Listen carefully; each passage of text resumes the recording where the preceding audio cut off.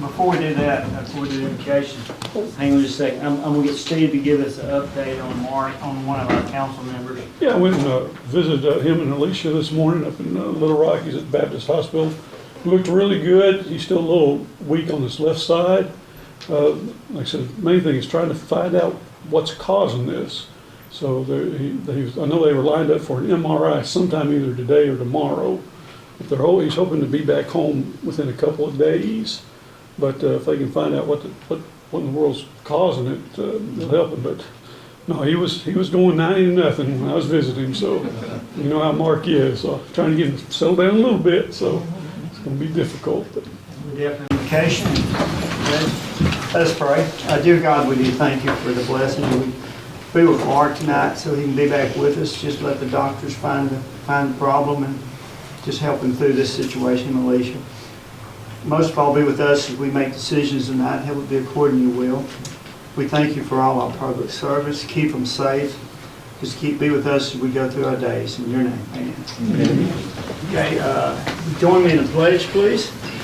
I pledge allegiance to the flag of the United States of America and to the republic for which it stands, one nation, under God, indivisible, with liberty and justice for all. Well, thank you everybody for being here. We got a good crowd. Might be a drawing later. I don't know. That's okay. If we review the minutes of July 1st, 2025.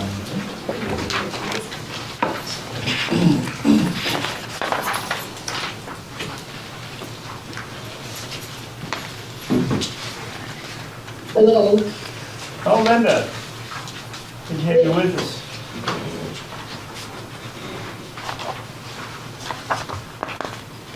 Make a motion to accept the minutes as read. Second.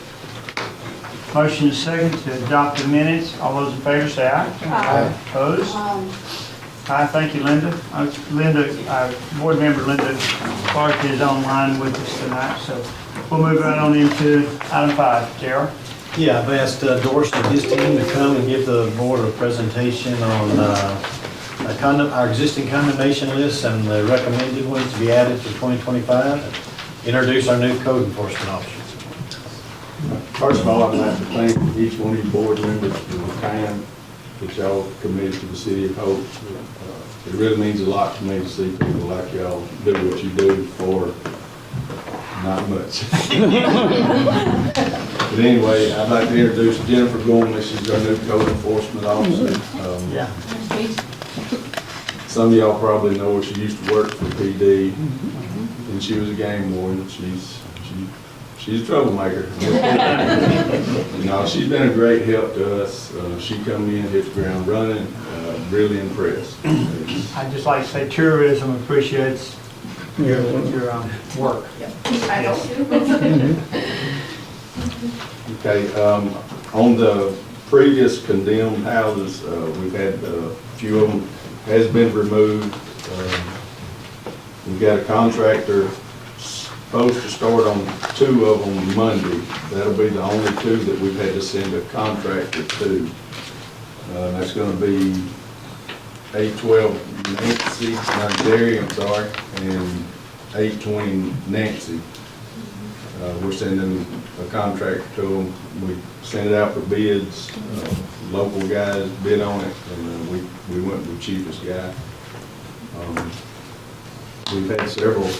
You know, you can see that it took some time, but the owners finally, got them done. We've got a couple there they've gotten remodel permits, but they've kind of stopped on, so we're going to have to, kind of revisit those. Maybe get a new permit because their permits, they've expired because they haven't called for no inspections. Basically, they stopped work and not do anything on it. But I feel pretty confident that they'll start back whenever they see, how many houses that we've been getting taken down. We've got another list that was, I think it's 15 on it. We started the initial first letters to those before they ever come to y'all. And I think there's 3 of them? On that list is one. One, And yeah, then one one- from the list. for- one from this variety, but we've had some of them already calling and looking for contractors to get them tore down, so we're hopeful that that keeps going. On the new list, this is a trailer house, it's been sitting here like this for some time. The owners have called, but they said they was gonna tear it down, but they've known it's looked like this for a while, so, you know, we're gonna ask y'all to, you know, condemn this one, so if they don't get it done, you know, we can. But it's not fixable. And if, you know, if one is fixable, you know, we're gonna work with people on it, but it's, I'll go out and look at them and I'll just tell them what all's got to be done, and they can figure up how much that's gonna cost versus just getting rid of it and starting over.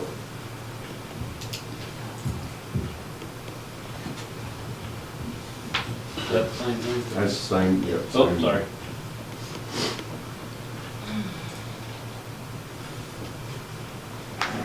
This house here has got good bones. When Carl was here, it's been sitting like that for nearly 9 years, as long as I've been here. And it's got good bones, but they just won't do nothing with it. I think we've been sending the contractor to mow the yard over there too. It's a good bones, it could be fixed. I really hate to see it tore down, but maybe, you know, if we go ahead and condemn it, that will let them know that we're tired of, you know.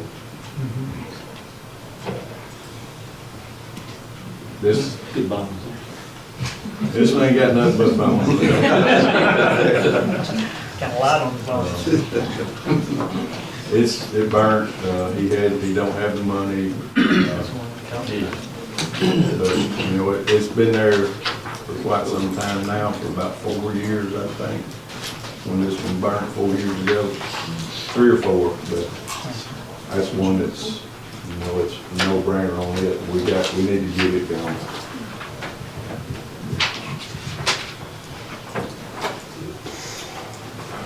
This house here is, looking at it, is a lot worse than what that picture looks. I've dealt with, numerous times I go by there and I catch people in the house and I call PD. There's 2 different occasions, they made an arrest over there. One of them, the guy had a warrant for his arrest, and then the other guy that was in there wound up back in there about 2 months later, and he went to jail. But I don't think we've found any drugs, or the PD's found any drugs at that address, but you can see the little wrapper deals outside the house, so, you know, they know what's going on there. But it's an ongoing deal with people in and out of that house. And I think it's been certified to the state, so once that happens,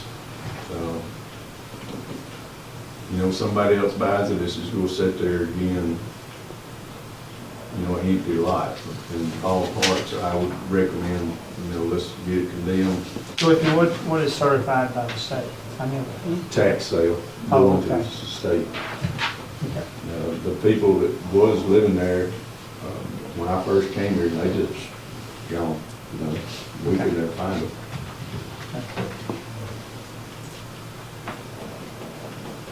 This is a mobile home that's way beyond repair. It's one of them that's been sitting like this for, I know, 7 or 8 years.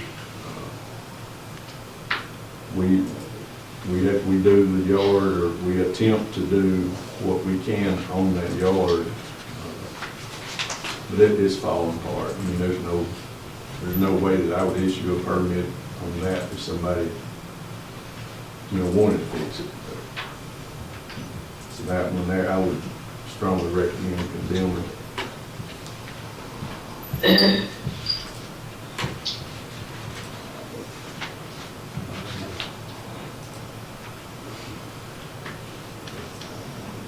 This one here, I think James Holston, he passed away.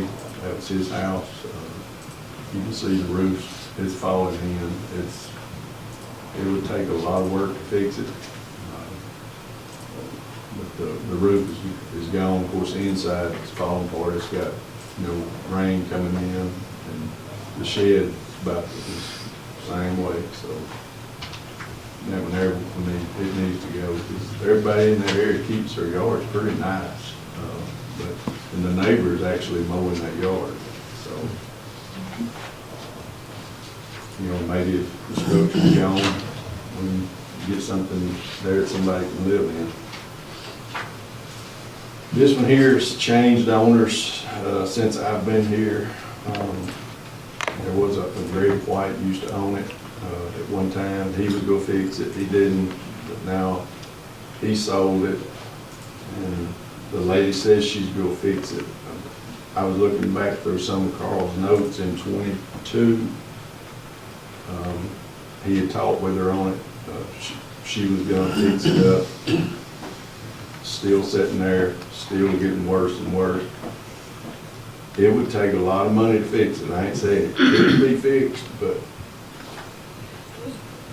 you'd be better off to just tear it down and build a new house, because the seals, you can see the seals are gone.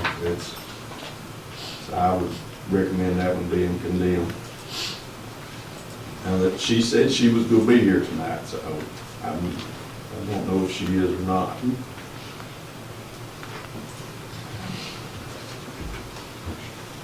This is the old radio station.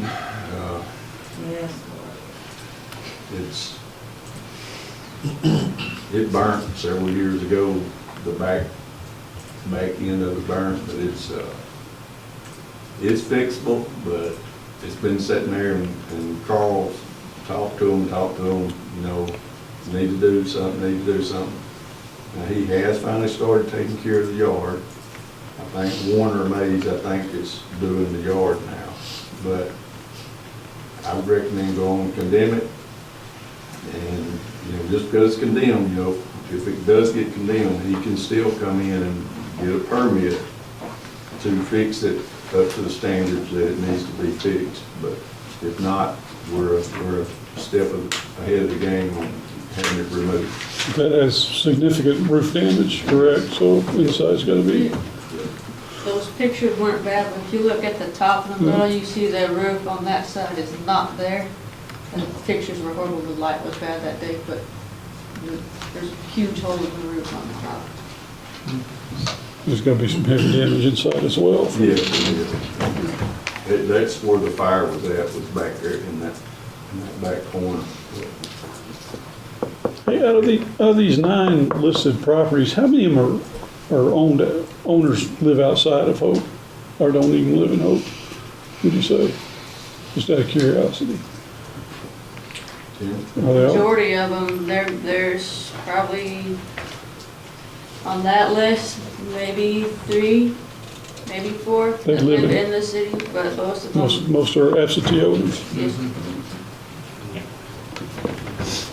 And back to the original list that we showed, was that list from this list, was that from last year, right? Yes. Yes, sir. Okay, what we've done so far. So there's 1, 2, what? So 3, 4, 5, 6 of them that are still standing. And 2 of them should be leaving Monday. I talked to him yesterday, and he said he will start on first of next week, so. Now, of those, like I said, since the city contractor, 1, 2, the city tore those down, so we have liens against those. I think we should tear They're- down. we haven't done it We'll be tearing yet. them down next week, Oh, supposedly. okay. Yeah, that's There's some not to process. the city, that's a contractor. Oh. That we're hiring a contractor to tear those 2 down. City's paying a contractor, so the city will have a lien against it. The city will put a lien on it. Just want to make sure.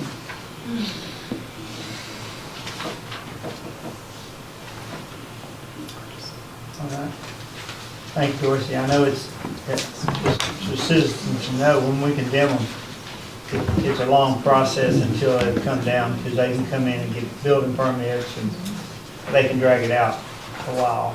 Well, We try not to, but we're gonna work with them, yeah, but some of them I beyond don't working think with. it's gonna be feasible to do it, then I'm not going to give them a permit Right, until y'all tell me to. yeah. And then they can come back to y'all and say, hey, overrule what I'm telling them, but And I didn't see any there. I mean, I don't want to tear houses down because we need houses. And, you know, we'll work with them any way we can, but I don't want them to pack something up and then sell it to somebody and a year later it falls apart on them. Sure, sure. Dorsey explained to them the legal process. Once they condemn it, then you have to give them notice, and they have 30 days, I think. Explain that. Yeah, process. what we have to do, we start out, in fact, we've got another list going now. We give them, I think it's 15 houses on that list, Jennifer? 14. 14, okay. We send them out a letter saying that it's in the process, and we have to post that property. And then that's to try to get them to do something. And then that would be the next list that y'all see. Some of them would be taken off the list because they'll fix them or tear them down. And some of them are working on getting them tore down. And once y'all condemn it, we post the property that it's condemned. Can't nothing be done with it until they come see us. And we can't actually take it down for 30 days. Right, we got a period of time that, you know, they've got time to appeal the decision, so. All right, okay. Has the board got any questions before we go move on? So we'll read the resolution to put this in motion, if that's okay. Randy, you're up. The question, I'm sorry. Yeah, I'm the owner of the property 15 Allen Street. Oh, okay. Come up here and state Oh, okay, I'm your sorry. name, so we can read, Oh. okay? Yes, my name is Wonderful Winfield. Daryl, could you pull that one back up, please?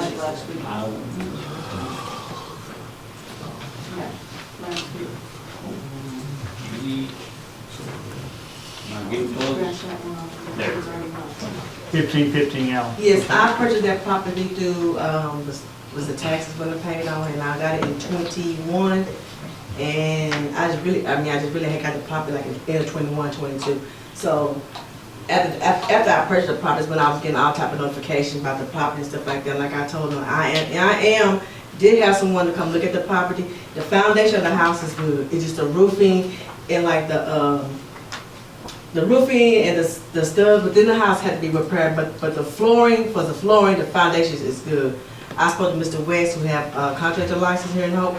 He looked at the property. He said, yes, the house can be fixable. He told me that in 23.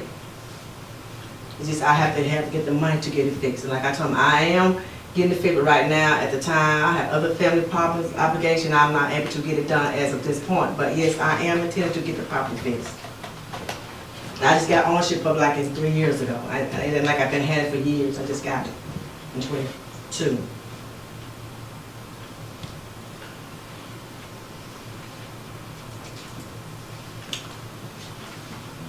Yes, the question would be, what would, if she came to you, what would the building permit look like? That'd be a complete, I mean, my goodness. I mean, where would you start? Take the roof off, because you gotta get the underneath fixed, so you're gonna have to take off, well, that whole wall right there, you can see is gonna have to go. You're gonna spend a lot of money. That tree right there is really protecting the inside interior of what it was sunken in. Someone went in there and got the copper wire and stuff out of the house. So I have to do all the wiring. I'm not gonna copper, I have to do the whole rewiring. But the copper wiring is out the house. You can see where they went in there and took all of it out. Well, I don't know, but that was before I even had ownership of the property. I'm pretty sure there's a hole on the other side of the house too, in the roof. And if it was 3 years ago, Dorsey, that someone looked at the foundation, that doesn't mean that foundation's in good shape now. Yeah, it was 3 years ago. I mean, he said he will come back and look at it again. and he will notify y'all, and, you know, he said, you in good luck, the foundation is good on this house. He said, house was built great back in those days. The flooring is good on the house, the way he told me, to build from the floor up. But that was 3 years ago. This is 25. I know. And Mr. Dorsey, that's their job to go out and look at, not being funny, but Yeah, you know the yeah, system yeah. that we have to go by. Yeah, I understand, yeah. So if you don't went by and looked at it regularly, your answer is not good enough for us to let him do that. Like you said, we can't overrule him if they don't went and looked at it. But can I get him to go look at it again and give him his word and see whether he accepted his, you know? You'll have that opportunity within that 30-day window. Okay. Okay. What kind If of, we declare Yeah. it to be, what kind of time frame do they have once they get a permit to start working, to make, at least to make some effort to do something, I guess? Carl would give them like 6 months, and, you know, you're supposed to be calling for inspections, where if they're not, then that kind of tells you, okay, they're either not getting inspections or they're not doing nothing. So then at that point, their permit is no Permit's gone. good. So then we have to notify them, your permit's no good, you gotta get another permit. And in Dallas, can tell you, we've seen that happen repeated times over, and I don't want to get into that. But I would be glad to meet our contractor out there and go over what all is going to be required to fix the house to make it a safe house for somebody to live in. But you can see right there on the side that the foundation is good. There's nothing wrong with the foundation on this side of the house. It's not sagging. The foundation is actually good in the house. On that side? Uh-huh, and on the other side also. Because that's where the hole is, the big part hole is actually where it's at. The only thing that's bringing down is because the interior right there is, the wood is rotting out, but the foundation is good. So if we did go through the process, are you prepared to start working on it in 6 months? I probably could, yes, sir. I probably could. I'm not gonna say. If we don't see any action, then we're right back where we started from. I Because understand. needless to say, it's been like that for a while. Like I said, I got it in 22, Unless in a the tornado 23, came through. and I did not, I got the house as is, like it was. Like I said, I did not know what was going on. It got a little worse than what I have gotten, but nothing major, but it's like the elements of the rain and all that stuff is causing it. But yeah, I got it just like that when I purchased it.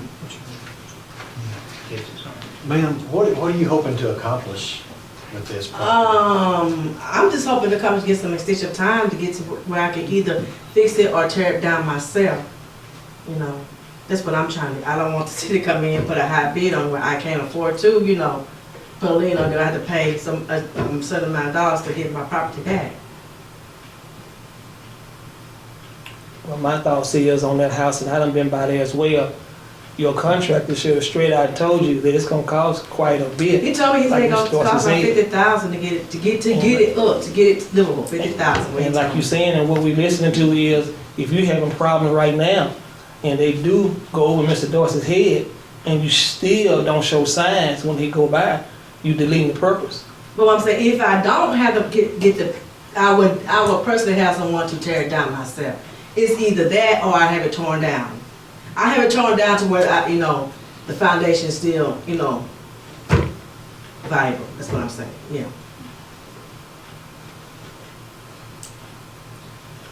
I'm not sure who's talking with you about, you will not fix that house for $50,000. Mr. West told me out of his mouth.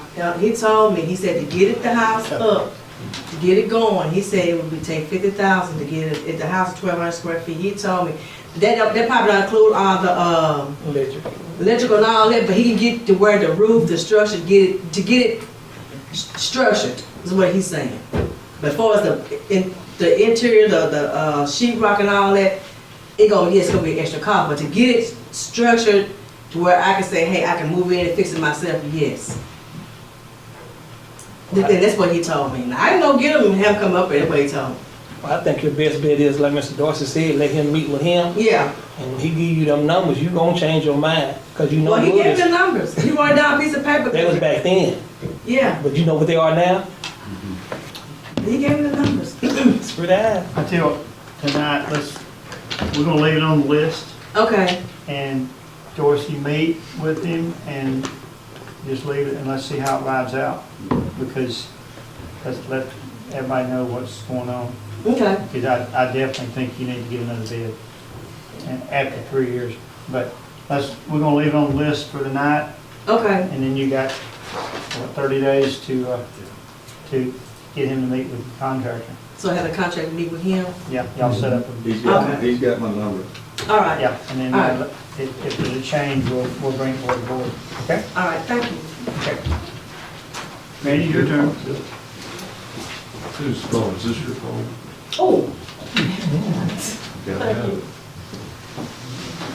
Right, this is ordinance 1203, provides for procedure to remove structures which constitute a nuisance within the city of Hope, Arkansas. Whereas after careful consideration, the board of directors of the city of Hope, Arkansas has found that the following described properties constitute nuisances pursuant to those reasons and information contained in said ordinance. 227 East Greenwood, 408 Henry C. Yerger, 421 North Elm, and the 611 North Walnut, that's been removed. So that's not included in this.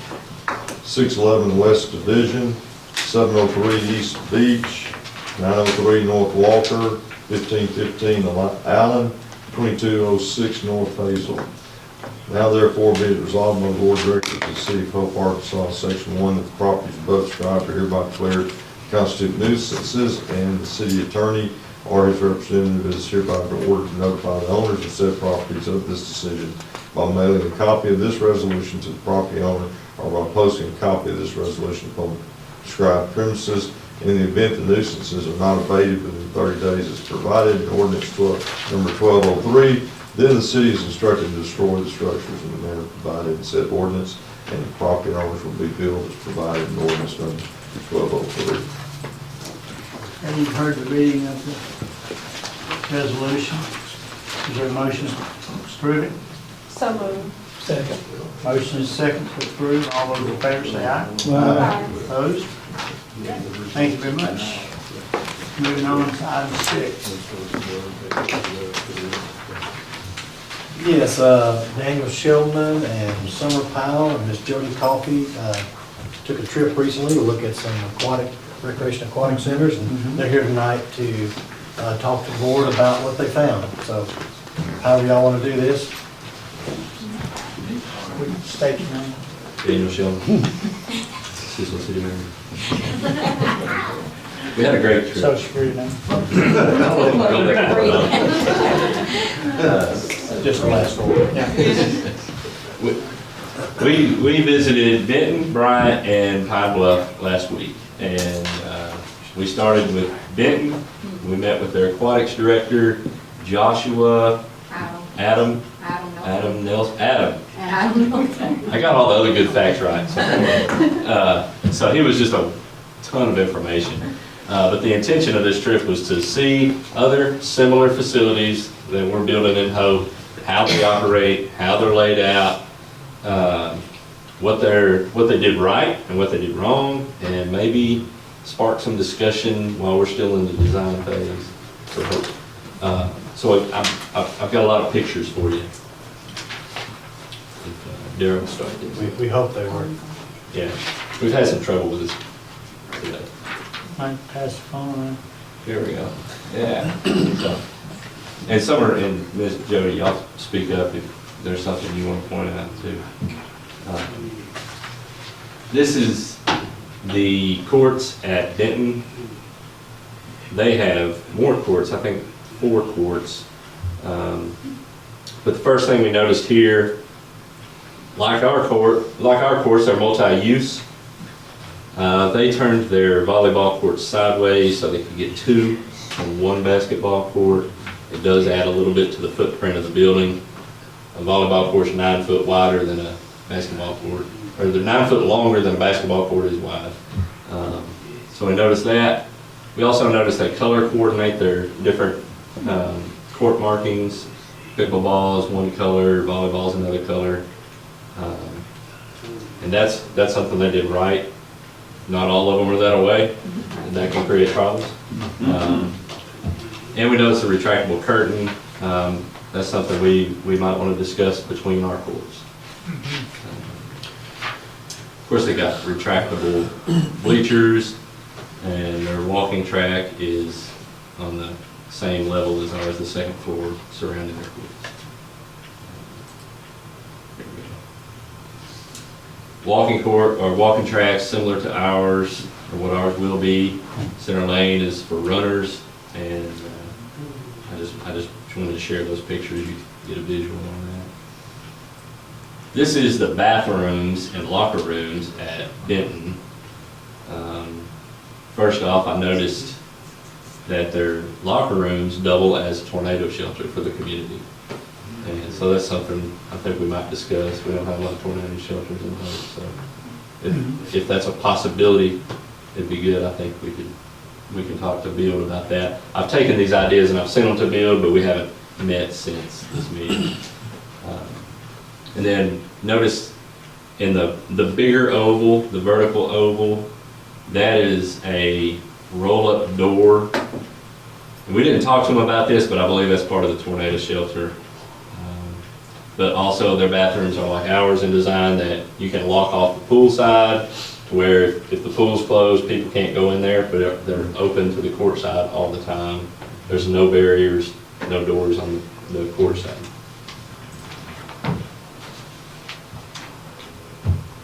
Jody asked me to put this picture on there. Put you on the spot. I think we all agree. I think we all agree that having an adequate number of facilities in the bathrooms is appropriate, and they did a really good job with their tile. It's not really relevant, but we also like the barrier-free showers. At one point, we discussed having the insert showers, but those create a lip or something, where these are barrier-free. There's really nothing to break. Takes away a trip hazard as well. Exactly. So we like that. This, I really like this. On-deck showers on the pool. As you know, before you get in the pool, you're supposed to shower off. And having this just simplifies that. It makes it real easy. If you got a kid or something that needs to run over and take a shower, they just go over there, rinse off, and then they're ready for the pool. And I think this is a pretty affordable thing to add. The way ours is laid out with the bathrooms down the spine of the building, the plumbing's already there. We could possibly add this for being pretty cost effective. All of them have the Jumbotrons. We noticed all of them have sponsors that pay for the Jumbotrons. Maybe something we can talk about. They all used them for advertising the programs, swim lessons, swim meets, hours of operation, all that sort of stuff. Concessions and vending, all of them had that. None of them operate their own concession stand, none of the three, but they have it there and it's available. So if you have a swim meet, the school wants to do a fundraiser, they want to do it, they do it. It's just a facility that they can use. Do they have refrigerators and stuff there, or just pretty well bring ice or whatever? That varied. Benton's got a full kitchen, like a commercial kitchen, and but I think, did they have a kitchen at Bryant? It wasn't a full kitchen. I don't think it was. No. I think there was a fridge in there and maybe a microwave. Yeah. I think. It was pretty simple. This is at Pine Bluff, behind their counter. When you walk in, the main front counter, they've got this behind it, just a merchandising wall. They sell a lot of t-shirts and towels and stuff. Of the three, they're the only one that had resale options.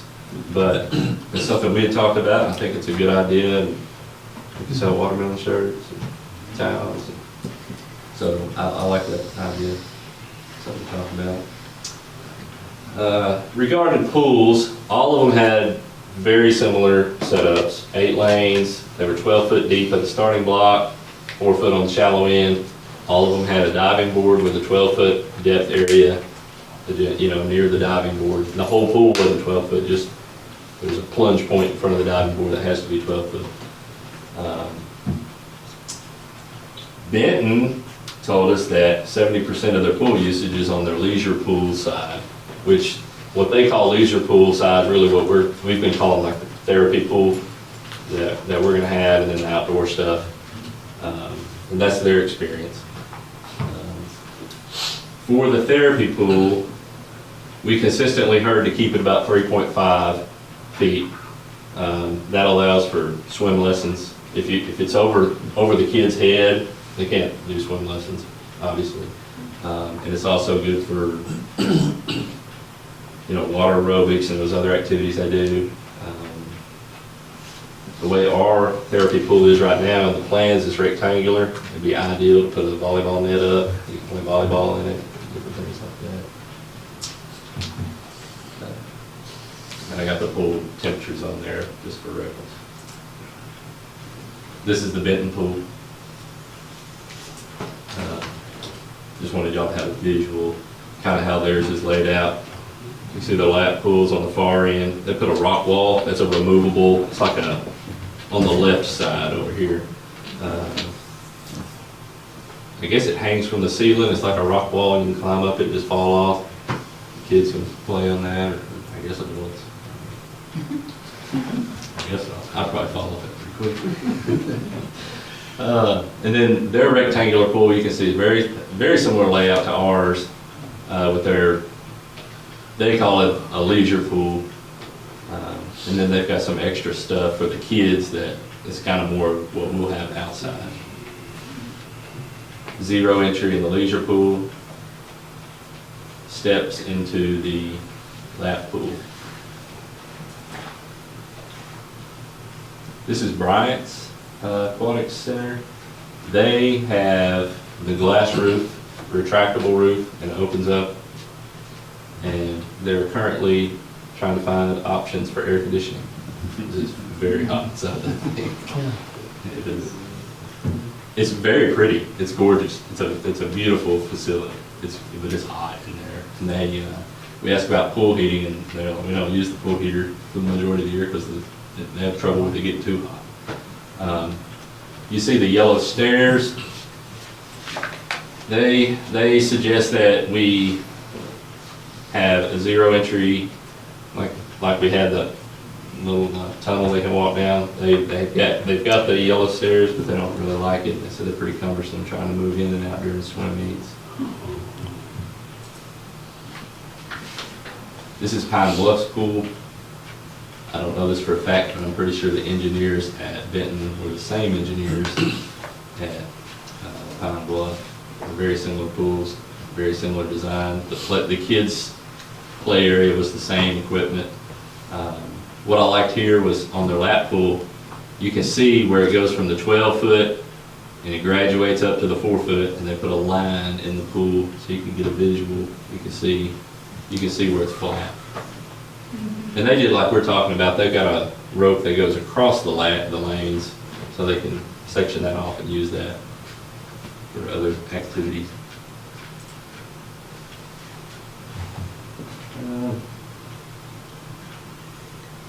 The guy at Benton talked to us a lot about the air quality inside the facility, and it's something that I was telling JR earlier, and we really need to hone in on air quality. He said you treat the air as much as you treat the water, and the evidence is clear. We visited all 3 of these facilities, and I noticed corrosion everywhere. The chlorine just eats up everything. So they have 3 systems. They've got the heat and air system, and then they've got a dehumidifier system called a pool pack. And it just dehumidifies the air. And then they've got another system he called an extractor, and it pulls air down the gutters of the pool, or pulls the air with the water, and it shoots that outside. So it's pulling that chlorinated air with chloramines, just pulls it, shoots it outside, so it doesn't have an opportunity to get in your ductwork. So we're going to visit with Bill about that, see what they say.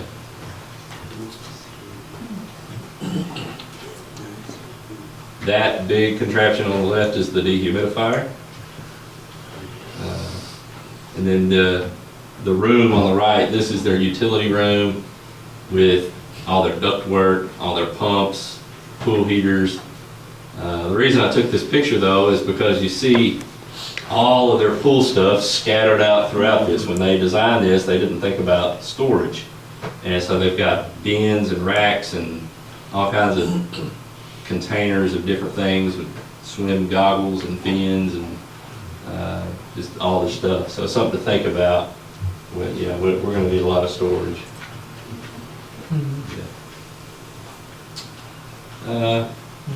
Yeah, this is just some facts I put up here. That Benton spends about $35,000 a year on pool chemicals. So that's actually a lot less, I think, than we thought, since we spend about 15 at the pool we have now. So that's actually pretty good. And then at Benton, the dehumidifier reuses the heat that it generates from dehumidifying the air. They put it back in the pool to supplement the pool heater. There's just some other points there. I was talking about the corrosion. Benton's replaced their pool heater 3 times in 10 years. And that's the corrosion that heats it up. You can see it's just rusting away. And that's with the pool pack and That's- the extractor. They're still having the same They're problem. having the problem, yeah. So, and it's just, you see the rust just falling off of it. And most of the rust is at floor level, you say, you were telling me earlier? Yeah, it's at the lower level. If you look up at the ceiling, it's fine. I guess these gases sit at the bottom. I think in one of the first pictures you showed was the locker room, where some of the bottom of the lockers were. And how old, you remember how old that facility was? 2017 is when it opened. Yeah, so it gives you an idea. And they've already replaced their heater 3 times? 3 times. They need a better quality heater. Just needed warning. Yeah. So they do, speaking of warranties, they do have contracts for preventative maintenance on all of those pieces of equipment. They have a company that comes in and does all the preventative maintenance and it handles all the repairs. It's all one contract for each piece of equipment. That's the pool heater on the left. That's a pool heater. It's one of them. It's a gas pool heater. On the right, you've got the sand filter. They pulled the sand out and put glass beads. It's supposed to be more efficient in cleaning the water, and the beads are supposed to last longer than the sand. When you backwash it, it's supposed to, all the contaminants wash out nearly completely when you backwash the glass beads. And this is some. You want to talk about the program? Now this is your end of the details. Benton actually had a good selection of programs. I was glad we visited them first. They had a lot more to offer than other facilities we went to. This is just a sample of what they offer kind of during the summer and the busiest time. They block it off for certain things. As you can see, lap swim, they have it all day, but they usually only keep 2 lanes open. So if you come and exercise, you have 2 lanes and the kids don't have the rest of the pool. But they do offer swim lessons year round, and they've done a lot of different events that they keep year round. They do movie nights in the pool. It's usually about once a month. They do a family night, and they have a large inflatable they put in the middle of the pool. It's just an extra enticement to get people to come out. And they also do what they call super soaker nights, where you bring your favorite water gun and you have your family fun water fights. They have a whole list and manuals and operation manuals. Adam is very happy to send over and ideas, so we haven't received those yet. But they do have a lot to offer there, and I really like how they release this out in your time slots. So you kind of can plan ahead for your summer on when you want to take your kids to the aquatic center. They also, this is just some of the fitness programs they offer. Year round. Of course, they do the silver sneakers, which is geared to the older generation. This is a lot to do with like the chair yoga and pickleball burn and shine dance fitness. You'll see a lot of your who do water aerobics now in our pool. These are the women that would come year round to do these other various activities. Of course, they do offer more, but this is just the main ones they offer year round for those that are not in school, they're retired, they're looking for something to do, and it keeps them out moving, and of course, socializing. Just a staffing observation, like I said, Adam's gonna send us his operation manual. He is very, very knowledgeable in staffing and chemicals and pool wise. But just from what we noticed, they are on a 6 lifeguard rotation with 2 teaching swim lessons. We were in the facility for about an hour. Of course, ours will not be that big. They have, if you notice, the water slide. That has to have a lifeguard on it the entire time. They had 3 at their front desk. It stayed busy, but they were also hosting a volleyball tournament while we were there. And 2 janitorial, I don't know if you could see in the pictures, they had a full gym on the upstairs, so that's where the extra janitor came into. They were cleaning equipment. And they were also hosting 2 different fitness classes while we were there, which were being instructed. I don't know if they were employed by the Aquatic Center or just contracted out. Bryant, which is a much smaller facility, only had 2 lifeguards monitoring the pool and 2 lifeguards at the front desk who were on rotation. And we, however, did not go in. We went to their gym side and I only saw 2 at their front desk, so that's all I saw there. Pine Bluff was actually closed, so we didn't see their staffing operations. We just got to tour the building. I think that was it.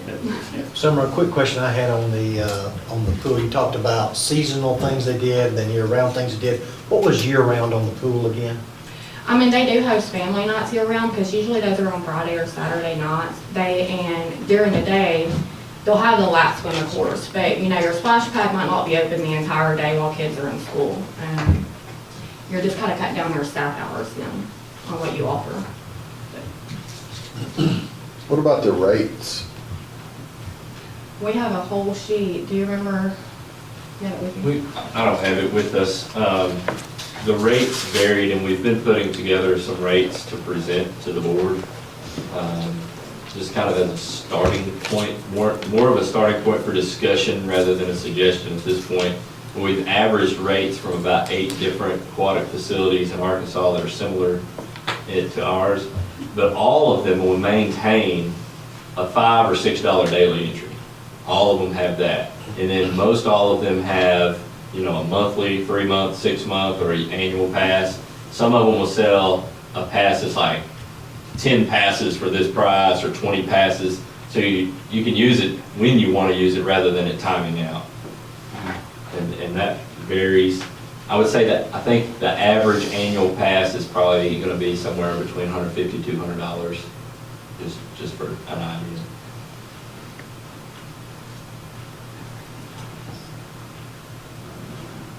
They all did rent for birthday parties. I don't know. Anna asked about parties and things. Everyone had a party rental. Now, Bryant's had a small room, and they also rented like an outside pool deck. They had sliding glass doors that opened too, since it's a glass facility. But like Benton, they had 3 party rooms of different sizes. One would hold 22 people, one would hold 48, and they were anywhere from $150 to $250 for 2 hours. So everywhere does have pool parties.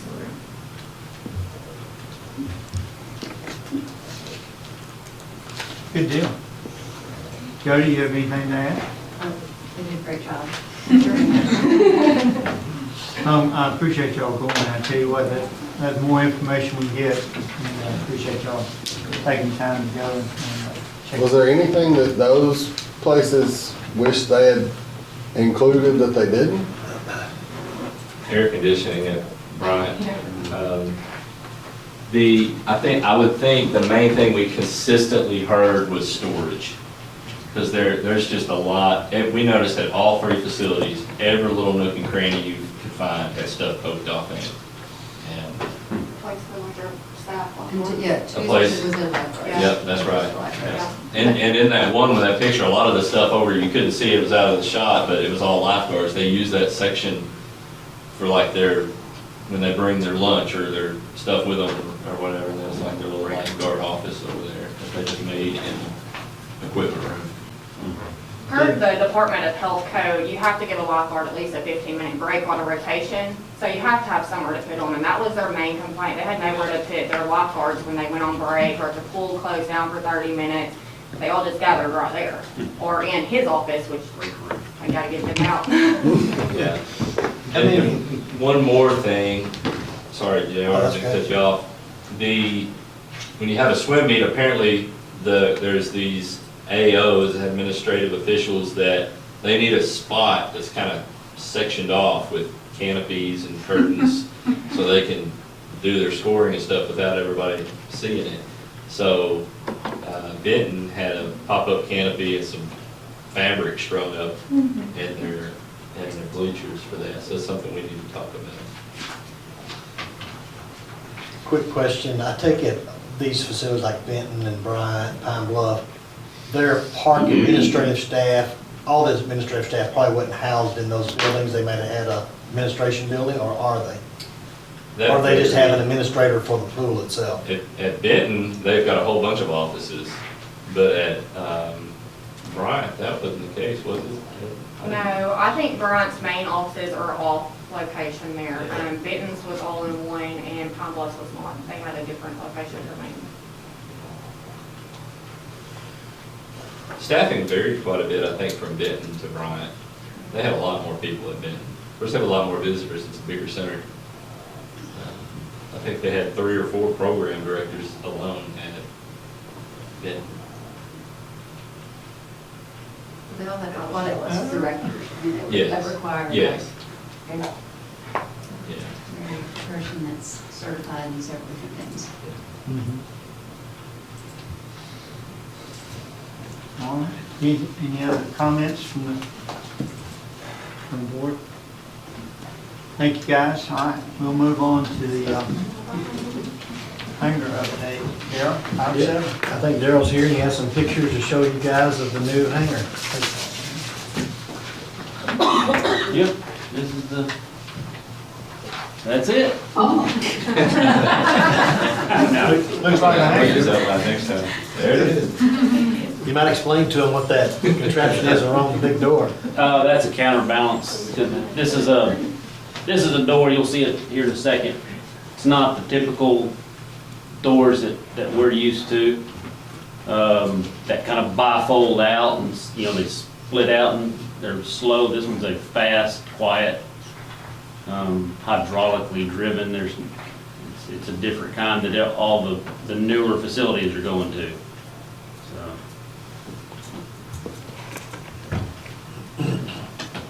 You can see we tied our fence in on the side, on the right side, and left the whole back open where we can get to it and mow. So the door, you see it kind of opens up just flat out there.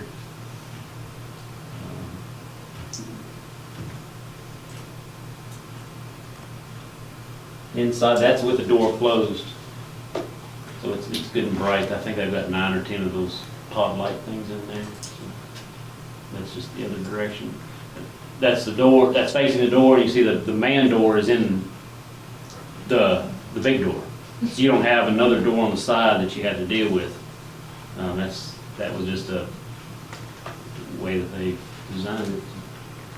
I think that's about.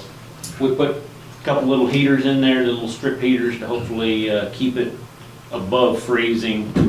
Planes are not supposed to be below a certain temperature if they're going to actually start them up. It's just really hard on the engines. So you'll see some of the guys will actually put little heaters right on top of their engine. So this hopefully is going to direct it down. And then we got a fan with louvers on it just to keep a little air stirring when it's 110 outside. It's going to be hot. So that's just the way it is. I think that's it on that. A couple pictures. This is set up, so did y'all plumb it for a bathroom in case somebody wanted to? Yeah, through all the slab, we've got sewer, water, in there right now. Gas will go inside. If whoever's renting this, if they want to put a bathroom in there, they put their own water meter in, they finish out the plumbing, tie it in, and if they want gas, they can do that. So The electric is privately metered. yeah, privately. Electric is ours right now, and then it will be switched out into their name, so we don't have to deal with like our other hangars, the separate hangars. It's 1 meter for 4 people or 4 hangars, and you know, it's kind of a pain to deal with. Typically, their usage is very low, so we just kind of roll it into our electric bill out there. It's like $30 a month or something like that, so they just use a few little lights. So, How many planes? this is designed for 2 to 3, you can get 3 in there, or 1 King Air. It's designed for a King Air, which is jet, 55-foot, or close to a 55-foot wingspan. The advantage of this door is it almost uses the entire width. It was like 53 opening of a 55-foot wide building. So how soon do you plan to have somebody in there? Whenever we're doing final walkthrough inspection kind of tomorrow, and at that point I'm gonna call the eldest tenants down there, and their plan is to move in quick, and then that'll vacate another one, and then we'll keep shuffling around and get everybody situated again.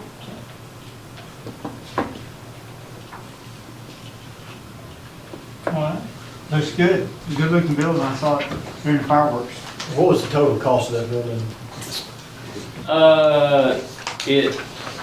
We got a grant for 330-ish. The bid came in at 275. We added, we did the fan and the heater and stuff. We're under 300, and so our cost is 10% of that. What percent? 10. 10%.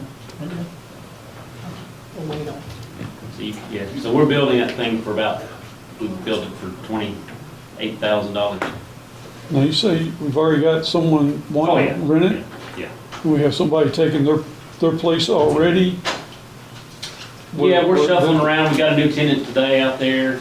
We're gonna be losing a couple with the passing of Don Ruggles. A few months ago, his helicopter and his helicopter's already gone. His plane's gonna be removed end of the month.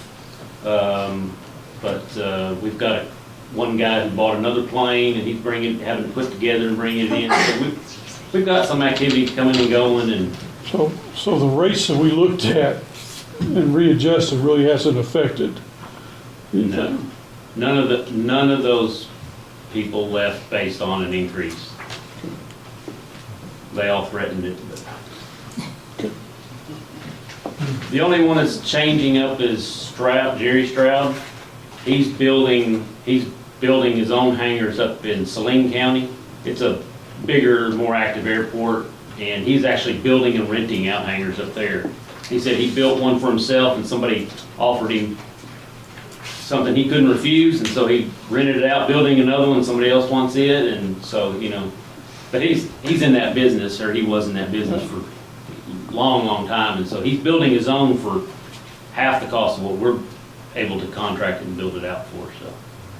And so he's gonna probably move some of his planes out. He's got 4 out there right now. He'll move probably 3 of them and downsize to a smaller hangar, or put it in the big, in our community hangar. So he hadn't told us exactly what he's doing yet. So All right. Any other words from the board? Thank you, Gerald. City manager report. Yeah, I want to just let you know that I spoke with Jeremy Stone, got some engineering updates for you. We should be, I think Tourism is doing the depot roof, and they're going to have a bid opening at 2 o'clock on the 30th for that. The splash pad bid opening is 2:30 on the 30th, so we'll get our bids on the splash pad. The restrooms for the splash pad is not bid out yet. I think he actually told me he hadn't quite bid it out, but he anticipates a bid opening around August the 6th. So we're about ready to do with that. And then the tennis pickleball, we're still in some process. He's not quite finished with those, but those will come along pretty soon as well. And as soon as he gives me some information, I'll let y'all know what that is. Jump into recreation aquatics with Clay McGill and Build Architect. They should be here next meeting to talk with y'all about the 30% design plans. In fact, they're already working on the 50 or 60% plans. He said they'll be closer through by the time they get here, so they'll have some more. Daniel sent off all the things that the committee learned about to them. We've had some meetings over the past few weeks about some ideas. We met with the swim team again and discussed some things with them. And so I think things are moving along, and we're trying to get a lot of input and a lot of design review. And so hopefully it's going to come to y'all next meeting, and y'all get to give you all your input and change what you don't like or add some things for them to consider, and just see it all how it's getting designed out. The Watermelon Festival is just around the corner. We also have our work day. Work day, is that the Saturday? 26th. 26th, so we'll have that. We'll be doing some extra mowing too around where the 5K will go, and I think Daniel and I have already said we're gonna grab our weed eaters and get out there and do some weed eating and with some of the crews, and make things look as good as we can. I'm sorry, I have a question. Will there be a cleanup day? 26th. Oh, okay. Yeah, But that was, when you said work day. yeah. Cleanup day, 26th. Yeah, I apologize, I misspoke there a little bit. I didn't bring the Hope for the Future financial accounts. We do have them, which we're starting to see money roll in. I'll bring those to you the next board meeting if there's a small agenda, and I'll start bringing you up to speed on kind of where we are financially on that. I think the 1/8 cent tax brought in around around $28,000. That puts us around the 330-ish annual rate. Obviously, the state's already taken its 3% out of that, so it would have been more, but they take their 3% out. Traffic counts, I gave you some more information on traffic counts that y'all had asked for. If you'll look at your packet, or right beside your packet, I sent y'all an email earlier. That was data from 2022. Then I found some data a little later. It's the red, it's the ones with the red markings on it. And then I found some 2024 data that's on this green sheet that you should have right on top of your packet. Okay, and so you can see how, even though the census tells us that our population has declined, you can see over the years our traffic is going up. So I don't know, we I don't see how that could be. Because you could look back in 2022 at, for example, the Hazel 3rd Street intersection. In 2022, it showed about 6,800 vehicles. And then in the next year, it was 7,100. And then in 2024, it's up to 7,200. And that could be just when they put their traffic counts out too. I'm not, but they intentionally try not to put it out during special events. They have some rules that they try to follow to get the average daily traffic count, but who knows what may happen. But I think these numbers kind of look like they're trending up a little bit. But I think the main numbers I pointed out to you in the email, y'all can look at those and see what you think. And then beyond that, I wanted just to mention the state aid street program. So we finally closed out the 6th Street state aid street program. I wanted to give y'all a rundown. As y'all remember, back in 2022, we sent in $1,543,690 for that street to be built, and the state put in $400,000, so that's a total project of what? $1,943,690, which we paid $1,543,690. Now, remember how the street department came in and we took some of the project back. I want to tell you that was very successful. In fact, we've received back from the state $530,000 in total because we took that part of the project over. You can see there on the credits, it cost us $346,000 to do that. So we saved approximately the difference between 346 and 530, almost $190,000 roughly.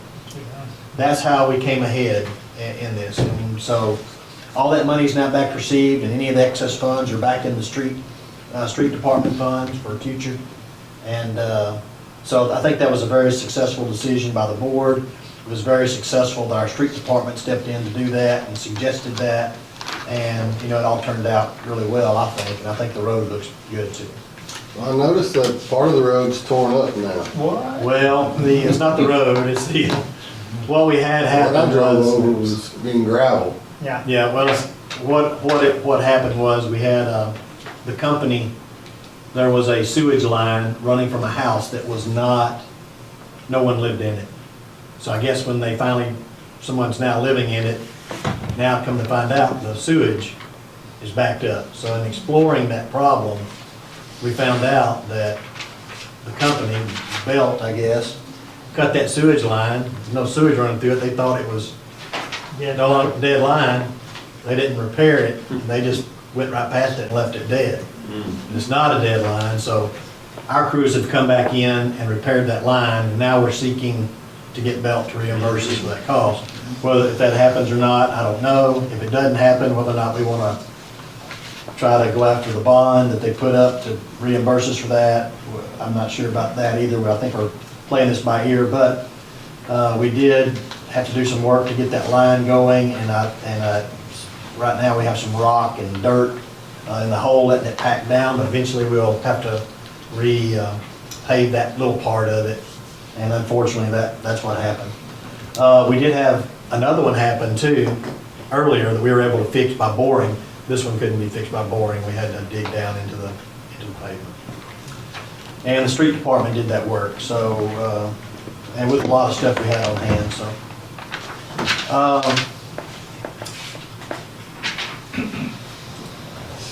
I wanted to let you know too that I discussed with y'all a few meetings back, you know, the 16th Street property we own with the county, that was part of the hospital deal. I'd explained to y'all that the county had one process to be able to sell property. The city has a much more liberal process to be able to sell property. We finally worked out with the county what we're gonna do with the board's approval. Y'all already gave me authority to sell it. But what we're gonna do to solve this legal problem is the county has agreed to go ahead and let us sell it. I'll use some kind of broker. I'll use a real estate person to market it and sell it, and they'll get a fee for doing that. And at the time of closing, the county will sell their half to us, and then we'll purchase it with money we get from the buyer and pay them their 50%. That way, the city can do this legally, and the county doesn't have to follow their rules legally. I think all the lawyers have decided that's the way to do it. If we don't do it that way, then we have to follow kind of the county rules, and they're a lot more difficult rules to follow, and it's just a little, we thought it'd be better to do it this way. I think that's the counsel we're getting, and so we thought this would be the easiest way to do it. So we'll sell it, y'all, and y'all had already told me I could sell it, but y'all can, if you want to approve this process, if you feel like you need to, then great. But just what we're asking is just let us to sell it, and at closing, we'll buy the half from the county. It'll kind of read that way legally, but then we'll be selling all 100% to the person, and we'll use the money from that purchase to pay the county their half. So if we need a motion for that, I don't know, but Randy says probably don't need a motion. Process, you can close it. And y'all have already given me authority to sell it a few meetings back, so we should be good to go. So what I'll do, you know, a professional service, I'll get a real estate broker. If y'all have one you want me to use, fine, just tell me. If not, I'll use somebody, and we'll go from there. And I think, one other thing I wanted to bring to your attention was the hospital has had some problems with their HVACs and air chillers. I don't know much about chillers and that kind of thing. They got some stuff fixed, and then it went down again. It's down again now. They're having to do some work. Just wanted to tell you all that because under our contract, if they go beyond a certain amount in annually, then the city, county, and hospital are required to meet and try to discuss repairing that. And so we may have to go into those kind of discussions if they go over a certain amount, just letting you know that. And then lastly, I told y'all at the last meeting that we had submitted our application for the Arkansas Community Grant. And I just wanted to let you know, we've submitted it to Southwest Planning and Development. Southwest Planning and Development has not finished submitting it to the state, but we have till the 30th or 31st of this month. And it's all prepared. There were just a few things missing. They've got with us. We've got them the things they need. And I think when I talked to Blake today, he said he thought he'd be working on it Thursday of this week and probably get us sent off by the end of this week. So I just asked Blake to keep me informed of when it's actually all done. And you can know that the state accepts it because they review what you submitted and they tell you, okay, we've, What was the grant for? everything. It's for the, remember we talked about the county and the city going together to put in for the 1.5 Oh, yeah, million okay, the hospital. for Okay. the hospital. Okay, yeah, just, So that's all I have. okay. Anything from the board? Yeah, can you review on the fireworks as far as the attendance and compare it to last year? Ms. Summer, do you have that information? I do. Well, Daniel pulled it off of Placer AI. For those of you who are not familiar, tourism purchased a programming called Placer AI. And how it operates is it pings cell phones. If you're in a certain vicinity, it can ping a cell phone usage. He pulled the data from last year, and it said the attendance at the fireworks show was 2,600, and this year it was 3,900, just at the airport alone. We didn't pull out by Powell and Perry, did we, and out in that vicinity. And I was told Powell and Perry parking lot was full. Across the road at Holcim, their parking lot was full, but we only got the numbers within the airport vicinity. So it's a pretty amazing program. I can't wait to see watermelons, but in our opinion, firework was a success.